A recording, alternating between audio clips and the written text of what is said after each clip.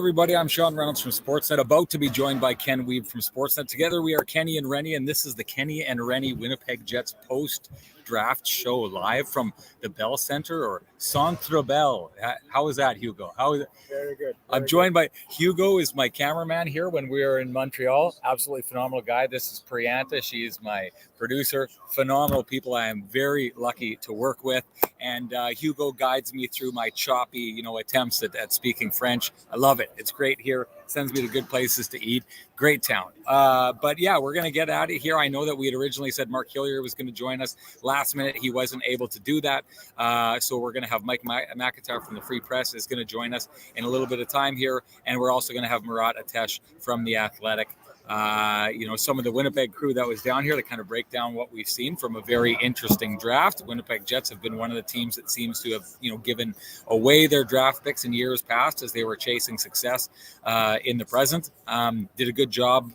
We all know about the Andrew Kopp trade and what that did, allowing them to get a very, very intriguing prospect at the end of at the end of the first round. I mean, I think if a couple of years ago, kind of before everything blew up, if we would have seen Brad Lambert ending up in a Winnipeg Jets jersey and be the second first-round pick at that time, I think we would have been blown away. We'll get into all that, but first, if we're going to get into it, we got to get into it with the guy who loves to get into it. That's our main man, Kenny.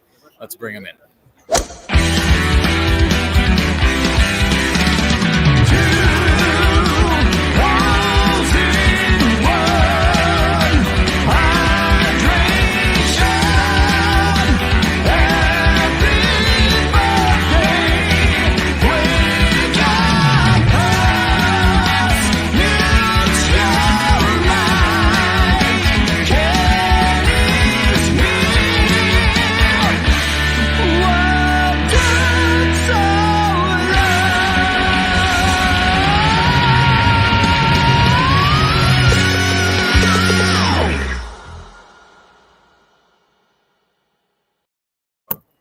Kenny, great to see you, my friend. I sometimes, you want to gauge how people did give draft grades and stuff like that. I was going to ask what the best performance of the weekend you thought was, but that's a rhetorical question. Clearly, that was you, Eric Engels' brother, Kyle Bukauskas, and Elliot Friedman taking down that tomahawk steak that was the size of a tractor seat the other night. People, you had to see this thing. It was like, if you go on Elliot Friedman's Instagram account, there's a picture of Ken holding the bone from the tomahawk steak that was required to come with all that meat. It was something else impressive. No one knows how to live on the road quite like Ken Wiebe, and I suspect we're going to see some more of that tonight. But Ken, how's the week been for you here so far?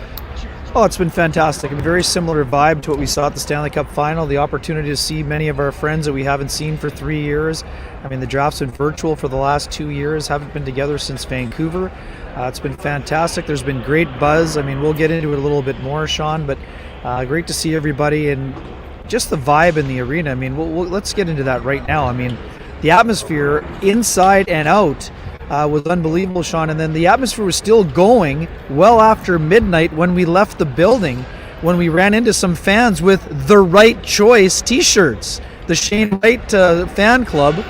It was such an interesting start of the draft with Yuri Slavkovsky going number 1 and Shane Wright falling to 4. A lot of vibe and buzz in the building. I mean, it's just been great. I mean, we've heard Kevin Cheveldayoff, we've heard coaches, we've heard players talk about the vibe. It's just great to see what's been happening, and we'll dive into the atmosphere of the week a little bit more later on. But let's get right into, as you mentioned, those 2 first-round picks by the Jets. Rutger McGroarty is a guy that I wondered might be their second.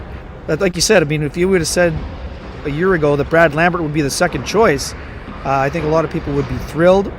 We just spoke with Mark Hillier in the scrum about Brad Lambert, and hey, he was as candid as Brad Lambert was, saying if Lambert had a good year, he wouldn't have been there at 30.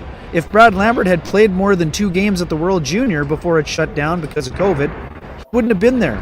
But I think it was pretty clear. I mean, he wasn't saying it was a done deal, but it sounded like Mark Hillier would like to see Brad Lambert suit up for the Seattle Thunderbirds in the Western Hockey League after that team acquired his rights. And it seemed as though Lambert himself was open to that. So the fact that the Jets have another one of their draft picks in Tyrell Bauer as the captain of the Seattle Thunderbirds, and from speaking to some of our scouting friends, it's obvious that the Seattle Thunderbirds are going to be one of the best teams in the Western Hockey League next season. So I think it'd be a great situation for him to be in. But let's get into McGroarty a little bit too, Sean. This is something you and I have discussed a lot, and Mark Hillier basically echoed what we were talking about. The Jets do not have an abundance. They have a massive shortage when it comes to power forwards in the organization. And even though McGroarty is going to the University of Michigan, and we anticipate will spend at least a year there and possibly multiple years, I mean, this is at least 2 years. Exactly. So this is a guy the Jets don't have a lot of. We're talking all about his leadership abilities, his physical nature. But Mark was quite frank in saying, hey guys, those things are all true and all factors. This guy scored 53 goals last year at the variety of levels he played at. And was also the captain of the U18 Team USA club. So I think this is a brilliant pick by the Jets.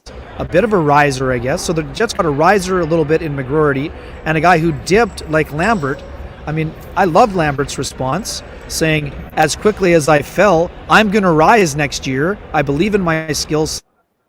The Jets obviously believe he's the best pure skater in the entire draft class. Both players very confident, but also very self-aware. And I think self-awareness, that was the quality that stood out to me. Obviously, McGroarty is a passionate individual, but man, oh man, the self-awareness.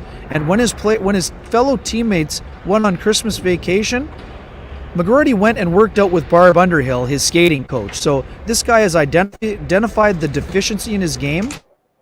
But Mark Hillier also saying today, Sean, that when the puck's on his stick, he's a better skater than maybe when it isn't. So he knows what he can do when he gets to speed. Yeah, I mean, I'll tell you this. I always find this interesting because, and the Jets have said this for years, they take the best player on their list. They've always done that. They don't bring in a player. They don't draft a player based on position. But they like to go for the best player on their list. But there has to be an overarching theme of what you are looking for and who you want to be as a team. And you're right, the Jets are deficient here. We've talked about this plenty of times on the podcast. The Jets, Paul Maurice said he wanted to do it. Dave Lowry said he wanted to do it.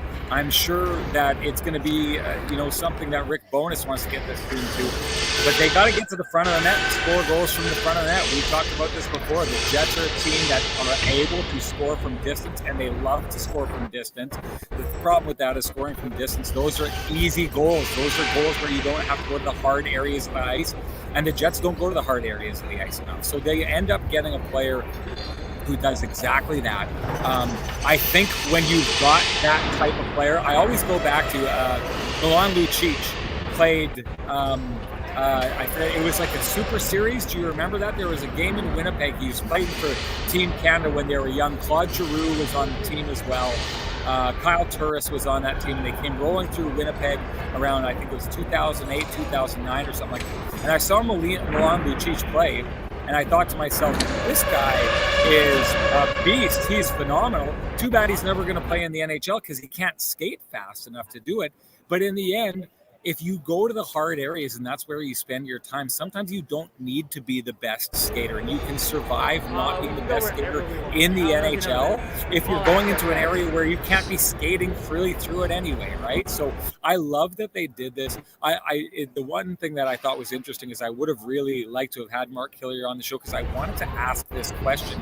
If the Jets maybe are changing their philosophy on how they approach the draft and the kind of players that they're looking for. Probably didn't. They probably knew they needed a little bit of this. Going and trading for Morgan Barron, I think, was a sign that they've recognized that. You know my theory on this. I've thought that the Jets, while they draft really well, I think they draft the same player over and over and over and over again. Speed, skill, great shot. I make it sound like it's a bad thing. It's not, but if that's the one dimension that you have over and over again, you need to add other dimensions. I like this pick. I like Rutger McGroarty going because he fills this exact need that you get.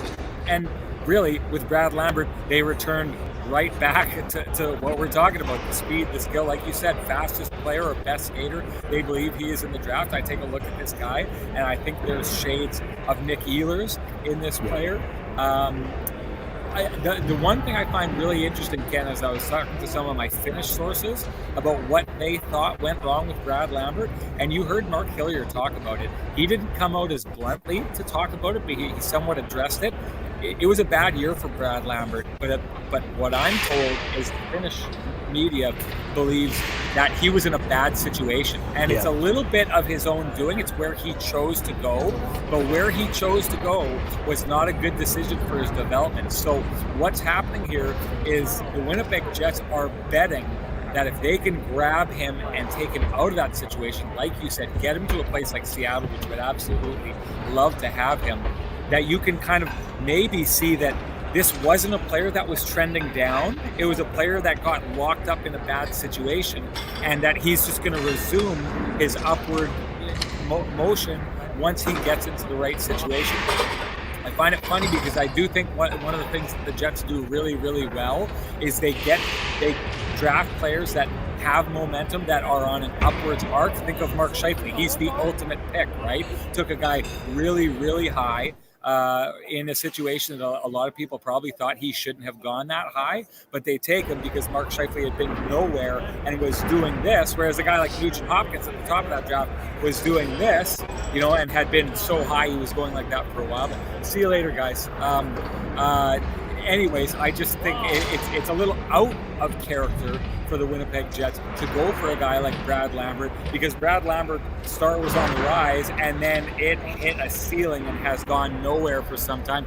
And you can see scouts don't like that. It's the same reason that Shane Wright did not go first overall, because all the players around him seemed to be on an upwards trajectory, and scouts believe that whether it had to do with COVID and the shutdowns, Shane Wright's development kind of plateaued, and that's why he dropped. So the Brad Lambert is a little bit risky. It reminds me somewhat of Christian Vesalainen, who a lot of players, a lot of scouts thought had the capability of going higher up in the draft, but there were some issues that kind of had him plateaued. So I'm interested to see how this goes. I'll tell you this, what I saw from him the first time I saw him at the World Juniors, I thought he was going top 5 in this draft, maybe even top 3. So to get him at 30, I think this is, if you're looking for a project, and you can if you're the Jets, if you've got 2 first-round picks, why not swing for the fences on the other one and go for the player that some people see as risky? I think it was very good asset management by the Winnipeg Jets.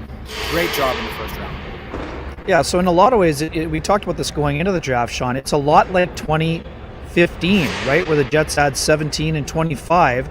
Kyle Connor drops to them at 17, and then they go out and get Jack Roslovic, who is a little bit of a jumper, even though we knew a team like the Montreal Canadiens were interested in potentially drafting him at the end of the first round. So it's not a direct parallel, but it's an opportunity to add 2 really good forwards to a prospect pool that has been diminished. Most of their top-end prospects that are not playing in Russia have already graduated. So you have a chance to bring in 2 guys into the system, as you mentioned. I mean, one of them, let me start here. Like, to your point about Lambert, I asked Mark Hillier directly, how do you find that balance between being cautious about the warts that showed up in Brad Lambert's game, between reminding yourself that he was once a projected top 5 pick? And he gave a great answer. I don't know if cautious is the right word, but we do our homework, right? We do as much as we can on the background, what the different scenarios are, what's happened to him over the past year, what's he got going into. At the end of the day, if you're comfortable, there's always a little risk, but there's always a reward. So we think the reward outweighs the risk, and that's why we made the pick. And, I think you asked him about the skating for McGroarty. Mark Hillier said if they didn't think he could play in the NHL and skate at that level, they would have never drafted him. I mean, you're not using a 14th overall selection on a maybe, right? I mean, you can't afford to do that. They know how hard the player is working at the deficiency. And you touched on the way that he gets to the net. When I asked what kind of goal scorer he is and what he's known for, he has a great one-timer. The first thing Mark Hillier said, he gets to the dirty areas. That's what this team needs. So I think those are 2 great picks. And we'll get into more of the day 2 action shortly here. But I'm with you. I mean, I don't think they necessarily went out and said they had to get this kind of a player. But the fact they added 2 really good forward prospects in a year that they had to trade one of their best forward prospects in Nathan Smith to the Arizona Coyotes to get out of Ryan Little's LTIR situation, man, it's hard to envision the first round having gone any better for the Jets. Don't you think? I entirely agree. I will touch on this, and Mike McIntyre is waiting for us. So I'm just going to make this one last point based on what you had said right before we went there. I do think that the Winnipeg Jets went out of their way to draft this kind of player. I do think they went out and situationally said, we need more of this. Because the one thing that I find is fascinating, Ken, is if you look at the U.S. national development team from 21, 22, so take a look at this. Isaac Howard led the team in scoring, 37 points. Logan Cooley's next with 36 points. Frank Nazard third with 35 points. Rutger McGroarty next with 33 points. Lane Hudson next with 32 points. Like, this is very much a situation where what these players were able to produce is kind of online. Like, no one is standing out. There's not a guy who walked away and had 12 more points than everybody else on this team.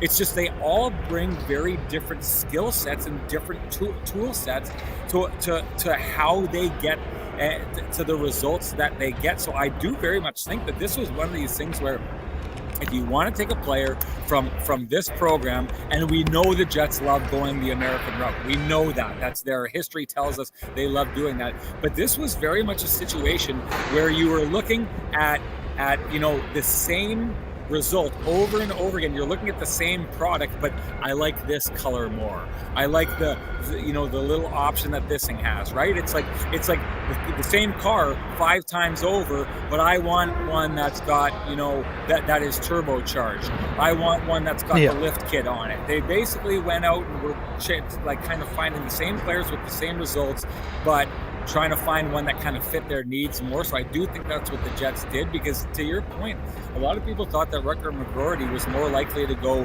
at the end of the first round because of the skating issue that you're talking about. So I think that there's a feeling a lot of the other players that I just mentioned on that team may be more wizards with the puck, but the Jets are going to go get a guy who can do things a specific way. I think they needed that. I don't mind it. I don't mind drafting for a need if you're still kind of getting the same thing as you would everywhere else. It's like there's more than one way to skin a cat, and they found a different way to do it here. Let's get at it and bring in Mike McIntyre. Really appreciate him joining the show here. Bring him in right now. Let's just start off, Mike. We're talking first round. What's your takeaway from this first round? How do you think the Jets did? Yeah, it's interesting, isn't it, guys, that there's some talk out there that the Jets certainly made off well in the first round.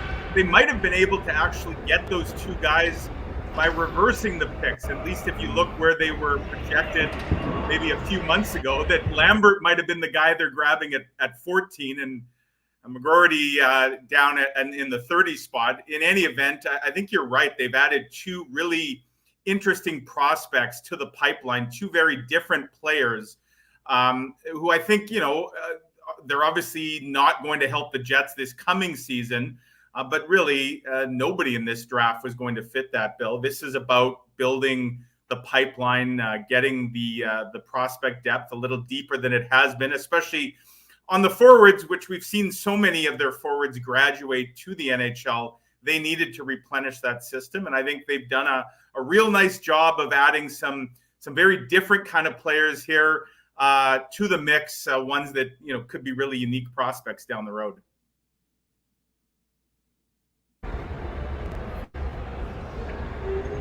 Technical issues are we having? Wake up, Ken. You're up. You're sorry, up, Ken. What's the question? Sorry, you muted me and I lost balance there. You're up. It's time for you to ask. What's the question? Oh, sorry. Mike, let's go to day 2. I mean, what maybe stands out? I mean, obviously, the other thing about McGroarty was the personality. And it seems as though the personality was something that was also on display by several of the Jets draft picks on day 2. Right. Yeah, I mean, what stands out to you on that side of things? Purely from a journalistic perspective, Kenny, I mean, I don't have any rooting interest. To be frank, I don't care if the Jets win or lose. It doesn't affect my day-to-day. In fact, in a lot of ways, it's a lot more interesting to cover the team when things aren't going well. That being said, I'm a Winnipegger, and obviously it's nice when locals are happy and things are going well. But I judge the haul on a purely selfish level? Did they get some good talkers? Did they get some good personalities, some good stories? And my goodness, the Jets have no shortage of those. I mean, Brad Lambert is obviously a fascinating story. His family, a lot of his family from Saskatchewan, but he was born in Finland. Obviously, the huge expectations, and he falls. He'll be a fun story to kind of follow. Rutger McGroarty, I mean, this guy, as we saw yesterday, his personality just shines. He seems like a guy that is probably going to become a fan favorite with the Jets. We may see a lot of McGroarty sweaters in a few years from now down at Canada Life Center. And then you look at some of the guys they grabbed today. I mean, Danny Zilkin, tremendous story, right? Comes to Canada at 9 years old from Moscow and never goes back to Russia. This is a guy who, plays in the Greater Toronto Hockey League. Some real personality to him as well. Garrett Brown, his dad, Curtis Brown, played over 700 games in the NHL. And then the last guy, certainly not least, goalie, Dominic the goalie. This guy's personality just jumps off the charts. There's some Eric Comrie to him, I think, that we saw. A guy that, just bubbly, outgoing personality and a real appreciation to get drafted and to be part of the Jets organization. So there's some real nice stories. And, when you look at the overall mix here, 4 forwards, 2 defensemen, a goalie, 2 Canadians, 2 Swedes, 2 Americans, a Finn. I think there's a real nice mix here. And of course, it'll be some years before we can judge, the success or failure of this particular draft class. But from a story and personality perspective, I give it an A+. Mikey, you touched on it, and I wanted to kind of get into this a little bit. Most kids on their draft day, they're happy to be drafted, right? It's a pretty obvious. But the one thing about McGroarty was he looked ecstatic when he got called, his name got called by the Jets. And then it continued on. He went afterwards, and this is a guy who looked like he was like, oh my God, I'm a Winnipeg Jet. And then you touched on it, and I'm going to try and be brave here and be the first one to take a stab at their last pick's name. Dominic DiVincentis, I believe is how you pronounce it. How you guys feel free to grade me. Golf clap. That's it. But this was, when we're talking about the atmosphere, we should get in and talk a little bit more about the atmosphere of this place. But just off to the right of the stage, or stage right, Dominic DiVincentis' family was there. It's the last round pick. He gets called, and the arena in that area explodes. He had a lot of friends, a lot of family here, but this was a guy who is beyond excited to be a Winnipeg Jet. And then you get Brad Lambert, who I think is a guy who's like, that's a guy that you're going to get. The fact that you believe in him when he's fallen the way he has, I think that builds up some gratitude. I think the Jets, this is going to be my take, you tell me if I'm right or wrong, I think the Jets did a really good job of going after people who want to be Winnipeg Jets with everything they have just right off the start, which is something phenomenal to have after a year that you lost Nathan Smith. Well, I think they've gone after guys who are students of the game, who are going to put in the work. I mean, again, Rutger McGroarty, one story stands out that Kevin Cheveldayoff told yesterday, and that is, his team last year, they had a break and the players could kind of go disperse for a few days of R&R, and a lot of players on his team, they might have gone to beaches or whatnot. Rutger McGroarty went north to Toronto to work with Barb Underhill, who is probably the best skating coach that you could have. And this is a guy, who recognizes that that's one area that he really needs to work on. And so he spent his days off working at a deficit. That's obviously a great sign. He was the captain of the under-18 team. There's clearly leadership qualities to this guy, and those become quite evident. And I think he had a huge following of family, here at the rink here in Montreal, and just tells you, it takes a village, right? Well, he had his village with him. Danny Zilkin, another great story. Like, this is a guy, he's working with Gary Roberts.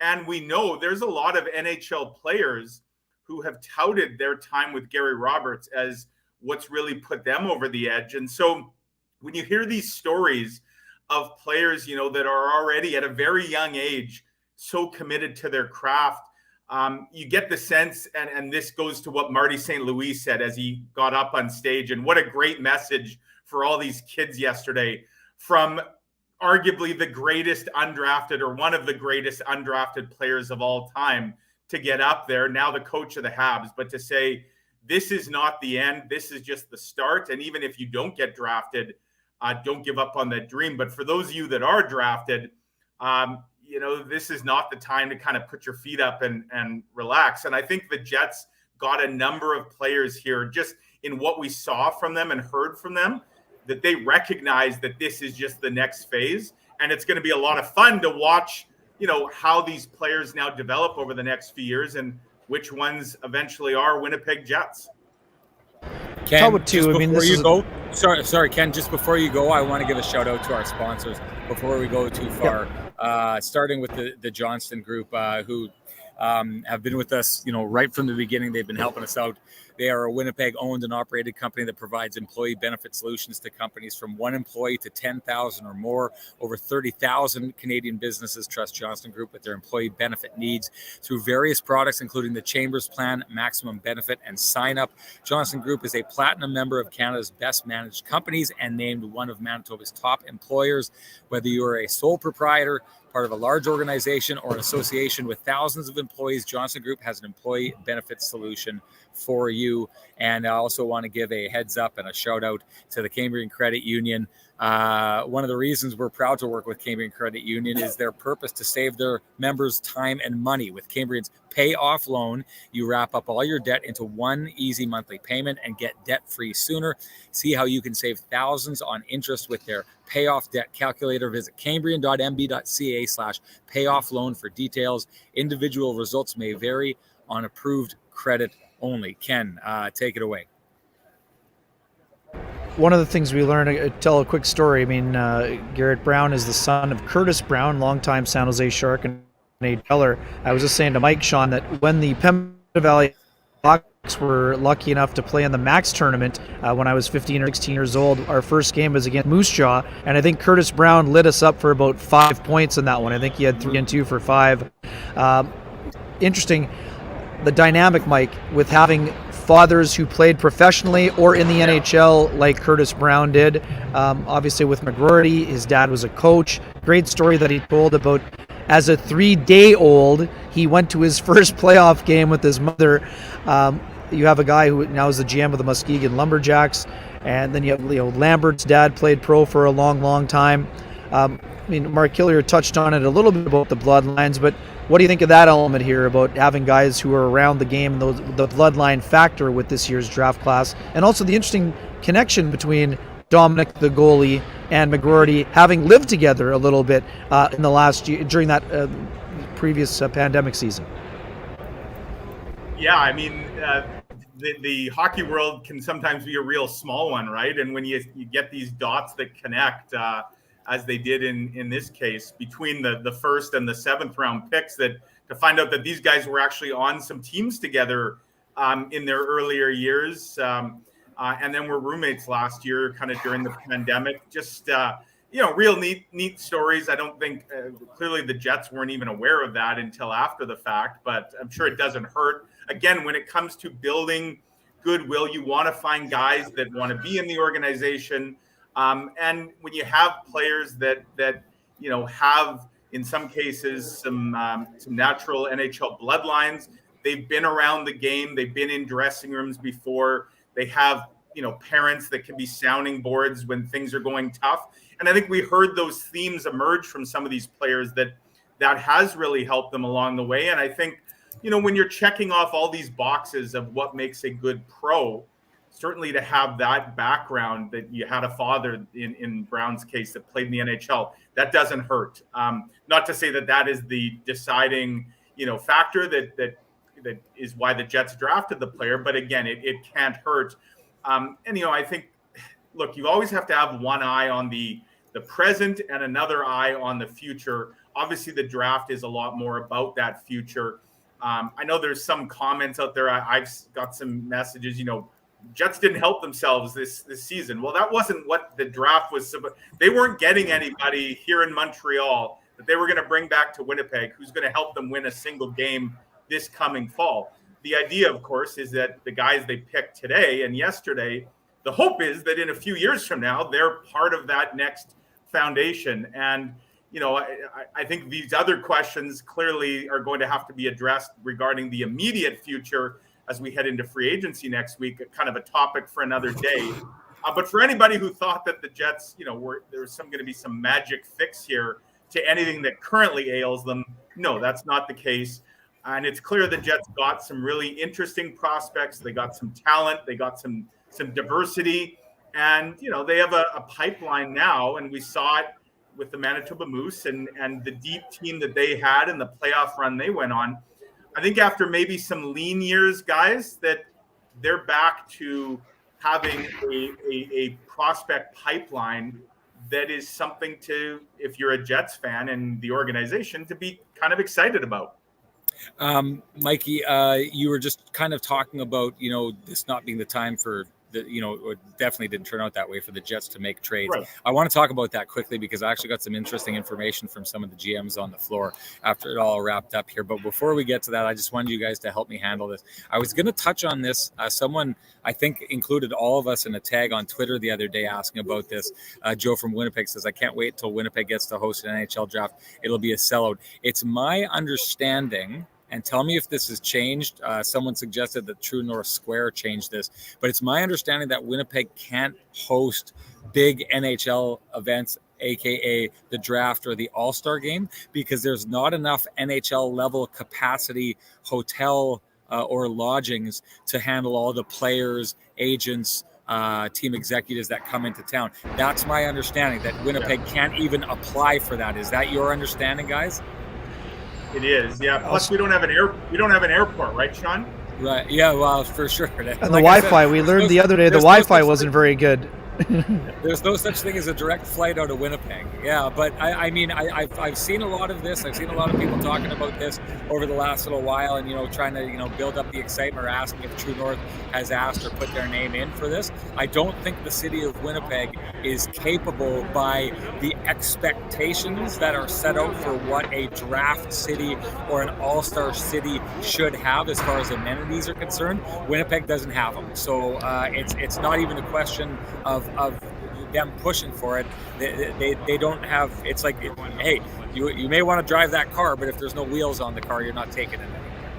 The one thing though, Sean, I would say that maybe with the building of the Sutton Place, like maybe once the Sutton Place gets built downtown as part of True North Square, that may get them up to the standards. I'm not 100% sure, but what I would also say, I would say it's much more likely the Jets, once they get into the position to be able to do so, would prefer to host a draft rather than the All-Star game, unless there's significant change to how the All-Star festivities are unfolding. Yeah, like the All-Star game isn't held in January. Who wants to come to Winnipeg in January, guys?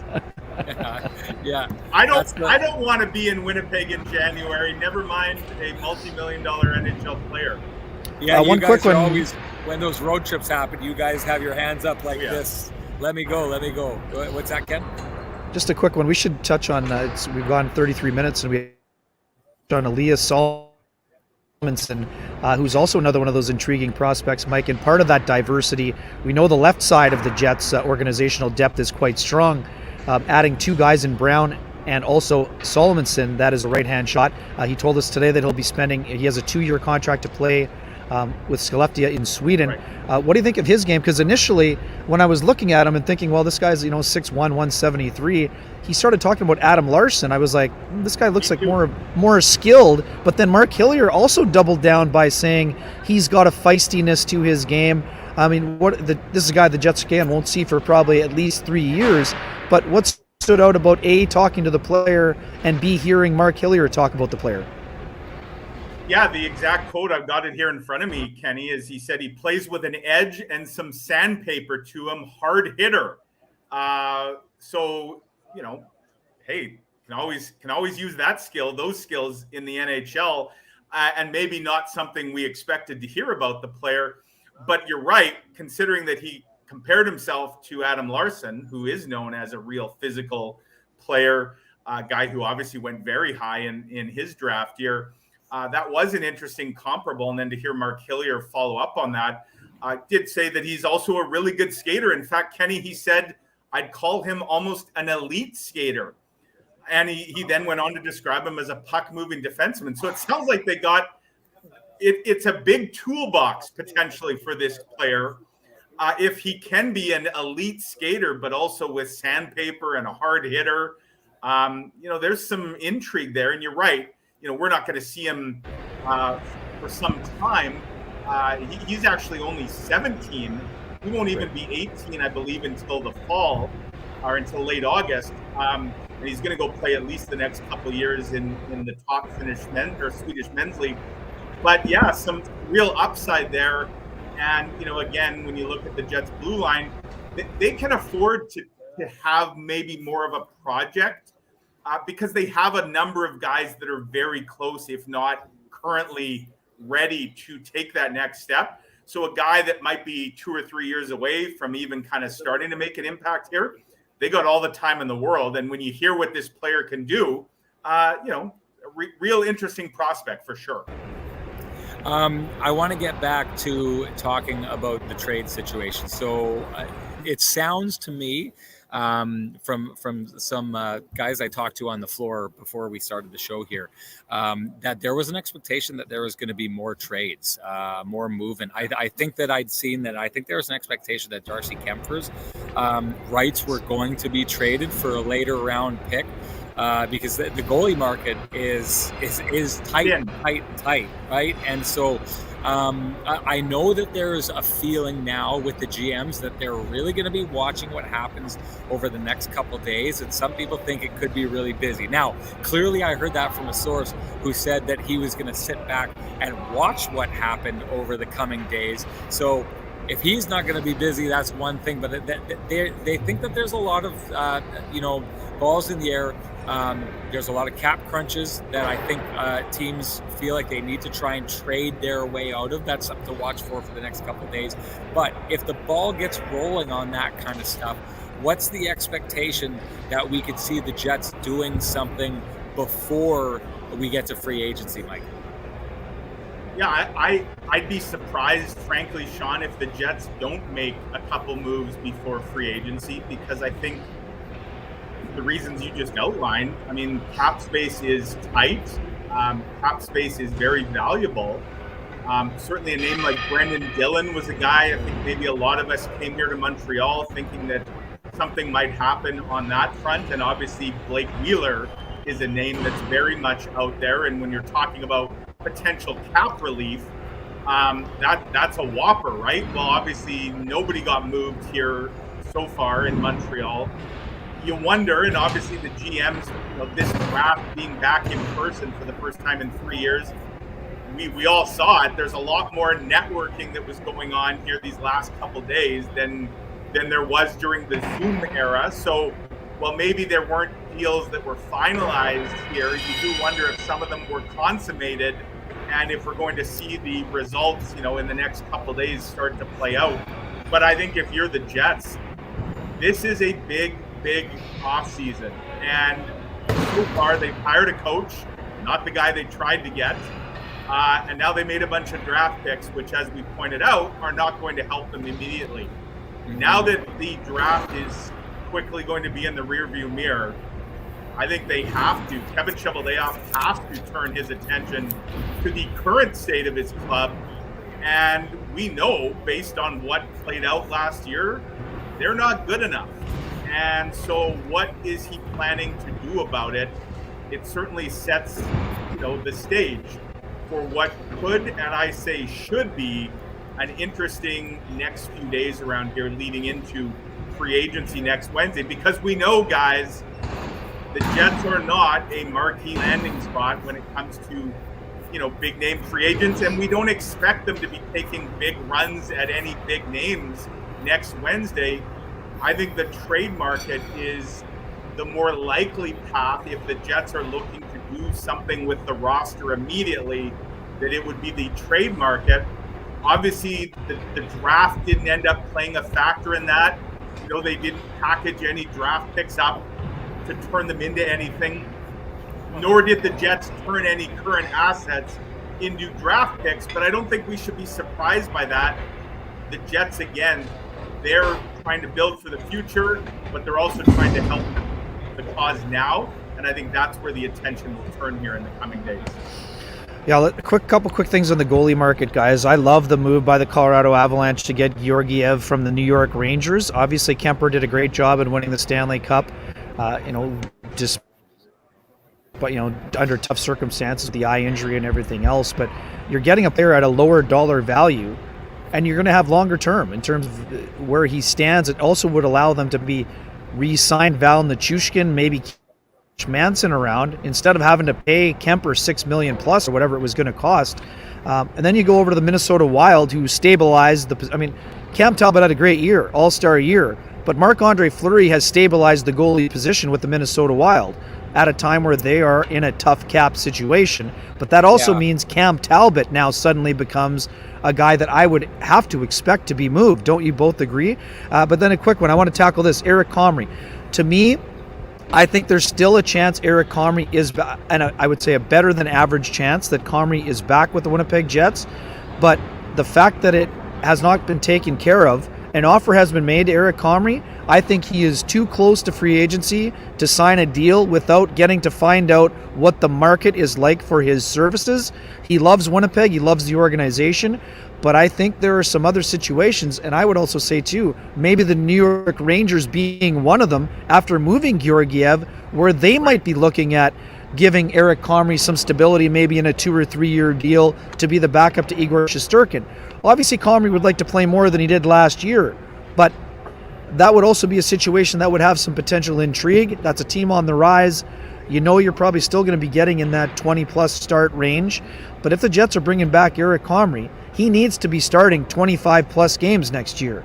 So, Mike, just a quick one to you. Where do you think things stand with Eric Comrie in terms of him maybe being back as the backup, or might the Jets have to look elsewhere if a team like the Rangers makes a bigger offer? I'm with you, Kay. I think the fact that they haven't re-signed him as we sit here on Friday afternoon, that's got to be making the Jets brass a little nervous, because I think, frankly, they thought they'd have re-signed him by now, and that was obviously the hope. Because I think they certainly value Eric Comrie, and we saw, especially last year, as the more he played, the better he seemed to play. And I think you're right. I mean, to be able to spell Connor Hellebuyck off, to be a perfect guy to work with Connor Hellebuyck, that's not an easy thing. And they have a great guy in Eric Comrie. But you're right. Based on the current market, I got to think Eric Comrie's agent is whispering in his ear, like, hey, you know what? The longer this goes and the thinner the market gets, the potential, the more your price goes up. And that's got to be making the Jets nervous, because kind of like with Barry Trotz, I don't know what their plan B is if they can't re-sign Eric Comrie. And we know that they have a finite amount of money that they want to spend on the backup goalie position. The last thing the Jets want to do is have to have the old per diem buster on a backup and spend more money than they had allocated, because maybe they have to go out now and do something that they hadn't expected to have to do. Or on the other hand, bring in a completely unproven commodity and now really put all your eggs in the Connor Hellebuyck basket and hope that he can stay healthy and he can, play as much as you want. But again, I think we recognize that Connor Hellebuyck can't play and shouldn't play 70 games a year if you want to maximize what you get. I think the Jets have, Kenny, 13 back-to-backs on next year's schedule. Like, that's 13 games right there where you probably want to play your backup. So it's going to be something really interesting to watch. And you're right, given what's going on in the goalie world right now, I wouldn't be surprised if Eric Comrie decides to take a wait-and-see approach here. This is the thing. I know exactly what you're saying, Mike, and I think we recognize that. I think it's, it was a topic of conversation on our show quite a bit last year. And I'm of the theory that this is people know about my theory about, year after year. I think if you keep playing goaltender too many games, 70 games, I think it's too much. I think Marty Brodeur is the only goalie that's ever been able to do it and stay consistent throughout his career. I just don't know that the Jets buy that, and I think that the perfect proof of that is up until last year, Comrie was phenomenal. And what was quite simply, the Jets were in any race down the stretch because how well he did when he was spelling off Connor Hellebuyck, and yet they just wouldn't play him. So a couple things. One, I wonder if the negotiation that the Jets are having with Eric Comrie is basically based on the fact that it's hey, you only played this many games last year. How much do you really expect to be paid, right? So I wonder how much that has to do with it. But two, I wonder if maybe part of their negotiations is that they just wouldn't turn to Burden and think, okay, well, we can just ride the heck out of Hellebuyck, because that's what we did last year when we had a capable backup. Maybe we don't necessarily need that. I don't know. To your point, I know they don't want to spend on that position, but I guess the question is, do you think that they'd be willing to just fall back on Burden if they lost out on the Comrie sweepstakes? Well, and I don't want this to be taken as me being negative on Mikkel Burden, because I love the personality. I love a lot of things about Mikkel Burden. I personally don't. I think he has a lot of work to still do in order to be an NHL backup. I just think his style of play, and I'm not saying he needs to change it completely. I think he needs to be reined in a little bit. And we see the highlights of some of the things he does, and some of it is miraculous, right? The saves and whatnot. But I think he also is prone to, the kind of blunders that you just can't be making at the professional level. And I don't know if that's ever going to be completely reined in. But I think there's got to be more consistency there than what we've seen as the number one guy, primarily with the Moose. And so I personally, if the Jets have expectations of being a playoff team next year, I would not be hitching my wagon to Mikkel Burden as your backup. So, I think that is an area that they still are going to have to address. Certainly not the only area of need. But it is something that, I think they were really comfortable with Eric Comrie. They might have to get uncomfortable, though, if the Comrie situation doesn't play out there. Yeah, one other interesting one. Obviously, it would be the different tax bracket. Thomas Grace might be a guy that could be on the radar as well. There'd be a comfortability. I think he's also a Ray Petkow client. I think he might work with the group out of Kelowna as well. So, again, I think Eric Comrie is the priority. It'll be interesting to see how things play out. I agree with you. Here's the biggest issue. The Jets were banking on a long playoff run for the Manitoba Moose, which would have given Mikkel Burden a little bit of that extra high-stakes experience. The fact that they were out in the first round, even though it was a hard-fought series, that hurt the development. He still had a strong year, but it wasn't as strong as maybe they were expecting, and an additional 10 playoff starts might have helped make them more comfortable with him at that level. Mike, let's shift gears. Obviously, a big day on the Manitoban front. We know it was a big day in round one. We'll get back to, I'm going to start in reverse. Just because you have the connection with Adam Ingram, having coached him, you and I both were involved in the Adam Ingram scrum. All three of us know his father, Derek Ingram. We know it was a proud moment for Di and Kim and their entire family. What was it like for you, having coached Adam Ingram in minor hockey, to see him have that day in the sun, to pull on the jersey, and to see him beaming from ear to ear at that podium?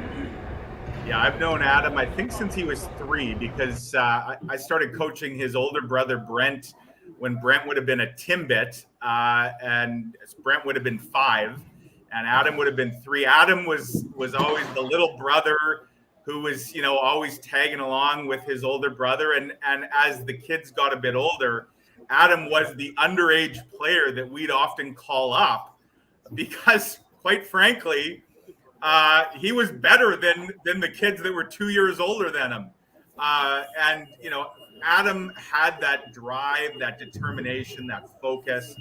And as you say, we all know Di, just a great human being. The Ingram family, who are longtime, neighbors, grew up in the same neighborhood as us and our kids. It's just a great moment to see, him get to this point. And obviously the Nashville Predators selecting Adam in the 4th round today. Real nice moment. The family was all here in Montreal, and just real proud for them, and excited for this next step in Adam's career. And Red Stuzer says unheralded draft. Yeah, well, luckily I didn't cause enough damage to sidetrack Adam's NHL ambitions. As for Manitobans, just a great draft. Like 3 guys in the 1st round yesterday. I think that's the first time in 50 years that many Manitobans have gone in the 1st round. I believe there were 8 in total, plus a couple other players with the Winnipeg Ice who are from other provinces. But that's a lot of players, guys, with local connections, local flavor. And it certainly speaks well to Manitoba and the hockey community. I think there's been some lean years, right, when it comes to the number of players. And so it's good to have a year like this that reminds you that, hey, Manitoba is still a pretty good province when it comes to producing elite athletes and elite hockey players. Ken, I want you to take Connor Geekie, because I know that, the interesting part about this is when you come down here, you have access to a lot of different scouting services that come to town. We go to these events or social events, and you get to talk to different people. And I know that you'd heard certain things about Connor Geekie that just like they were wake up moments for you when you heard about them. We had a conversation about that, but just your take on where he went in the draft, and the idea that some people didn't have him as highly touted as he ended up being.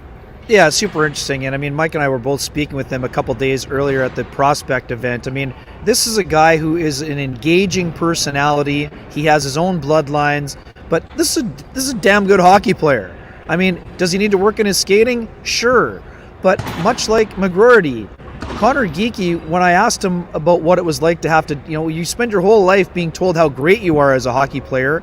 Now, all of a sudden, in the month leading up to the draft, all you hear about are your own warts.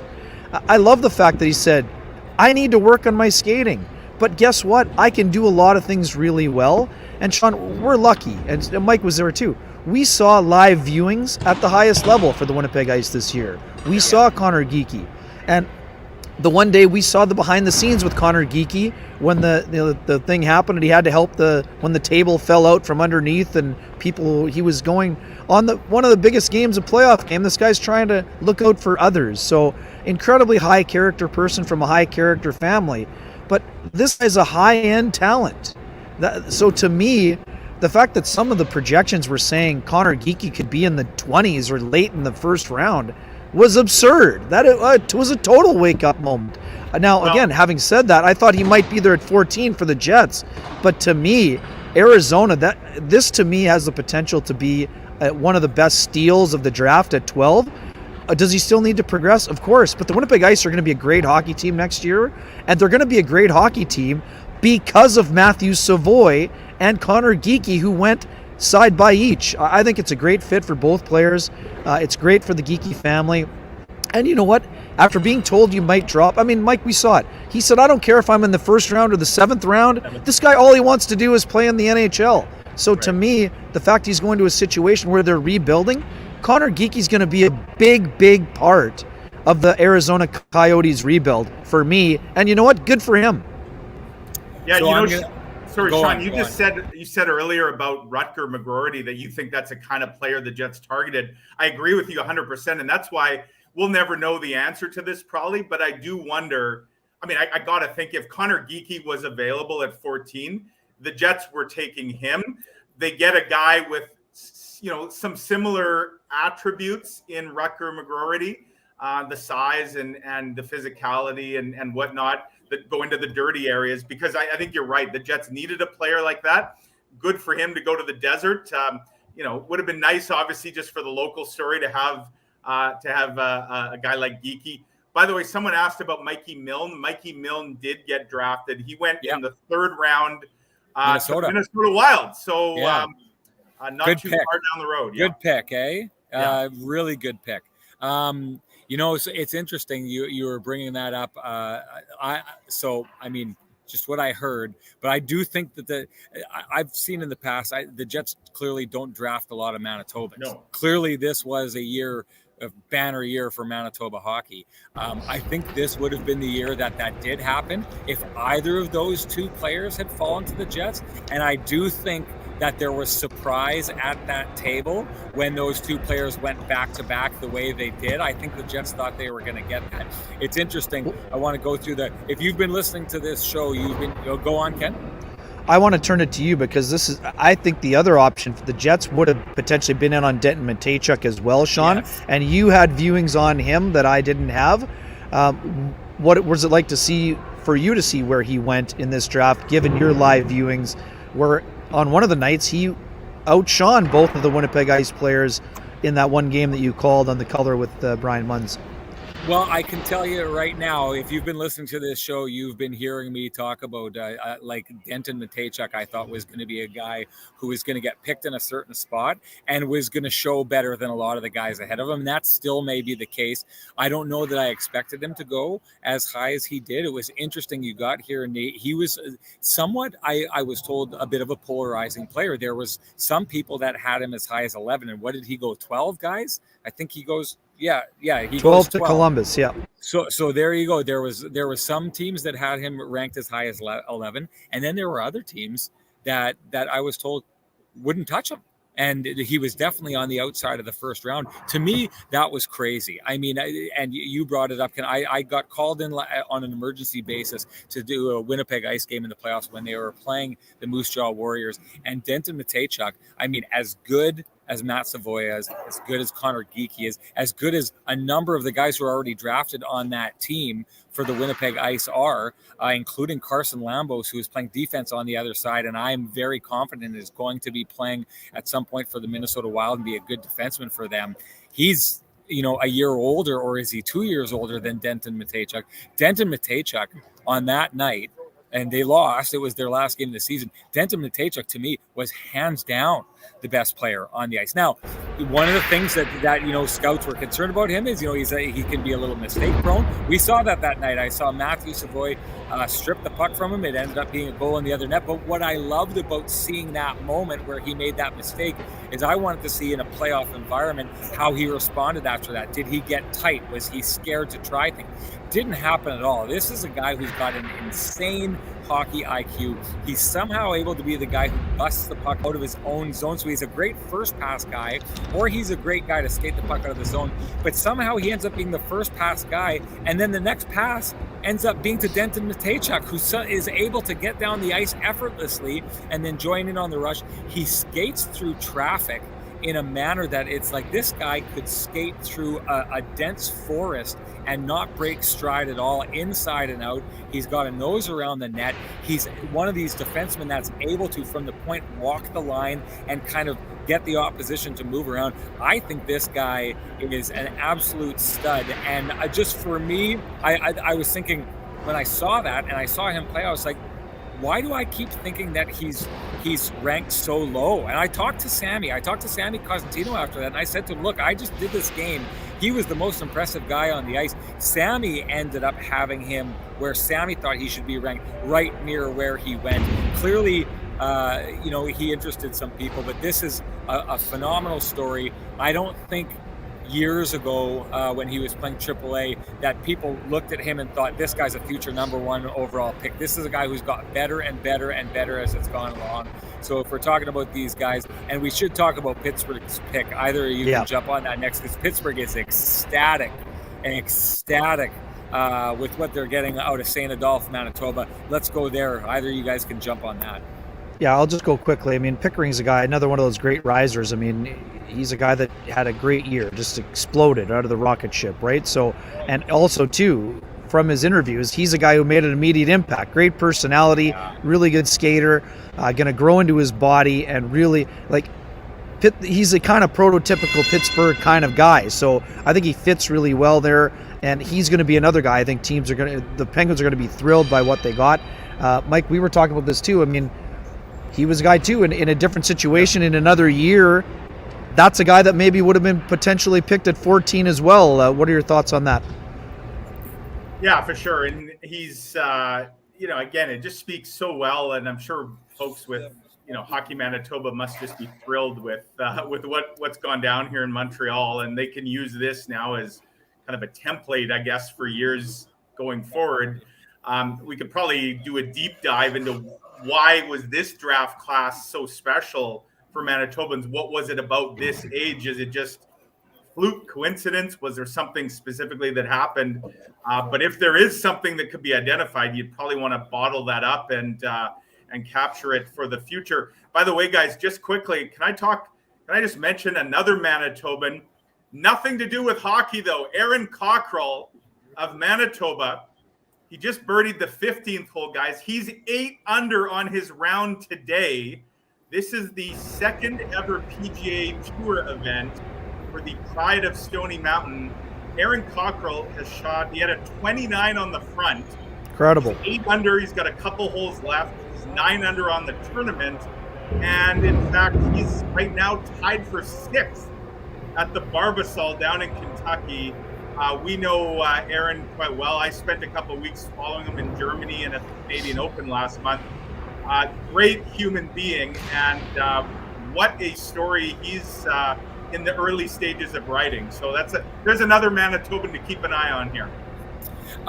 Before we do shut this down here, I thought we should, because we haven't really talked about the Slafkovsky going first overall, we should kind of explain that, because this was one of these situations where, as we were talking, we got to get out of here soon, guys. But when we were talking to some of the scouts heading into it, it started to look more and more and more like Slafkovsky was going to go first overall, right, from the conversations I'd been having. Now, the interesting part about that was, and I can tell you exactly what happened with those first 4 picks, because I turned to my producer afterwards and I said, after that happened, I was like, Shane Wright's going to drop down to 4th. And so this is what happened. It was a Slafkovsky, Shane Wright pick here. What we knew about the New Jersey Devils is the New Jersey Devils wanted Slafkovsky or bust. They weren't interested in Logan Cooley. They weren't interested in Shane Wright.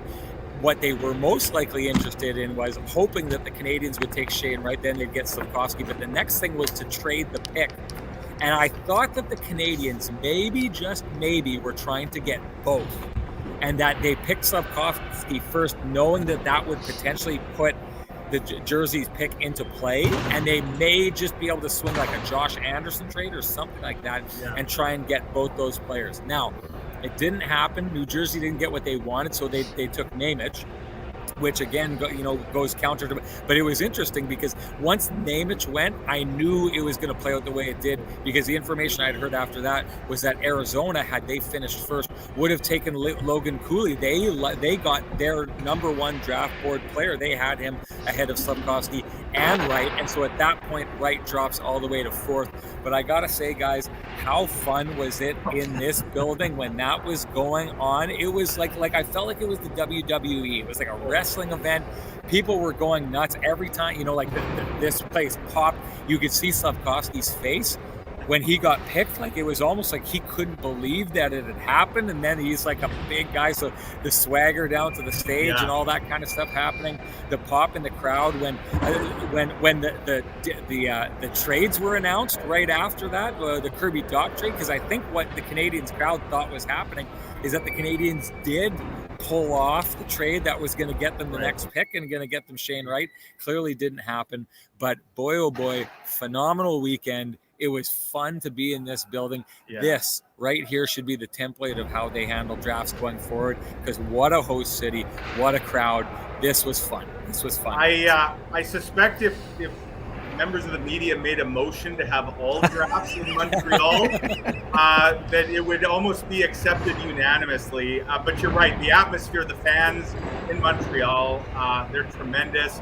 There was just that energy. First draft, first now in 3 years. Obviously, having the number 1 pick was a big deal. And I was a little worried about Slafkovsky. I had been outside the rink when they did the red carpet. And Shane Wright, there were chants for Wright. They were ole, ole, olaying. And then when they introduced him, the crowd went nuts. This is outside the rink. When they introduced Slafkovsky, there was like crickets. And I thought, if they don't pick Wright number 1, I was worried the kid might get booed. And credit to the crowd. I think there was that initial gasp, but then they quickly warmed up. Oh, and, yeah.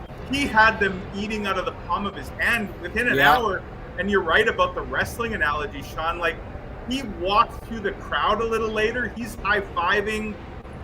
There was that feel, and kind of fitting, guys, that Kevin Owens of the WWE, who's from Quebec, he was in the building today. He actually video bombed Bruce Boudreau, who's a big wrestling fan. That was a great moment if you've seen the clip on Twitter. Yeah. But there was that feel to this whole event, and I've only covered 3 drafts personally: Dallas, Vancouver, Montreal. This blew the other 2 away, and this is right up there with any sporting event just for the atmosphere. It was great. Yeah, I just want to touch on the other thing too. The start of the draft was incredibly special. We know it was a tough year for the province of Quebec with the passing of Guy Lafleur and Mike Bossy. Right. And I thought those guys absolutely hit it out of the park with the recognition to the families, having people on site. Place was going bananas. Marty St. Louis had the crowd eating out of his hand with his speech about this is only guess what? The undrafted guy who is a Hall of Famer. Oh, guess what? Today's only the beginning. The fact that he had to wait on stage as the crowd sang Olé for him, and just the way that let's go Canadians, and the place went absolutely bananas. I thought that was absolutely tremendous. And Mike, you're right. I mean, that scene with Slavkovsky unfolded just directly to the right of us on the risers. It was like the Pied Piper going through the crowd. It was like, playing Hulk Hogan's music is playing as he's going down, high-fiving people. He goes up to the studio. The place just went absolutely bonkers. I thought it was just absolutely fabulous from start to finish. And let me say... And Batman, how about the way Batman handled things as well? I was going to say, every wrestling promotion needs the villain. Nobody plays the role and seems to relish the role. Gary Bettman was in full heel mode here. You're losing your enthusiasm, Mike. You're losing your enthusiasm. He knows how to poke the bear and pour the gasoline on the fire. It's tremendous. Yeah, no, it was great. It was great stuff. Phenomenal stuff. Mikey, really appreciate your insight. Yeah. Thank you so much for joining us. We should probably all get together and share some dinner here tonight, our last night in town, before you hop on your planes, trains, and automobile trip home, to both of you. Ken, you got something to say? Just a quick one. I know that we've had a couple of pop-ups that were kind of last minute. We're going to do our free agency preview on Monday at 3 p.m. coming out of Winnipeg Sports Talk. That'll be the 4th of our 5-show block. So, folks, thanks for joining us for what you've seen so far. If you haven't checked out Rick Bowness, he was with us for an extended period of time earlier this week. You can check that out on our YouTube channel. And then maybe too, Sean, I know you're probably going to do it anyway, but let's thank our sponsors one more time for help making this happen in person, because this has just been a fabulous few days and a week for us. Well, for sure, to the Johnson Group and to Cambrian Credit Union, we say it and we mean it. If you enjoy being able to have these conversations the way we do in this format, it's businesses like those that are investing in these conversations, and it means a ton to us that they are doing just that. Guys, again, thank you so much. Let's have a fun night here in Montreal before we wrap it up and head home. And we should also say, Ken, we're going to be doing a post-free agency show. Yep. And as of right now, Kevin Cheveldayoff is slated to join us for that show on Kenny and Renny. So pay attention for that. Thank you for joining us, everybody. We really appreciate you checking in. Thank you, of course, to Winnipeg Sports Talk for sending their audience our way, as they always do, and being supporting us through this as we support them. We will catch up with everyone on our pre-free agency show. Until then, enjoy yourselves.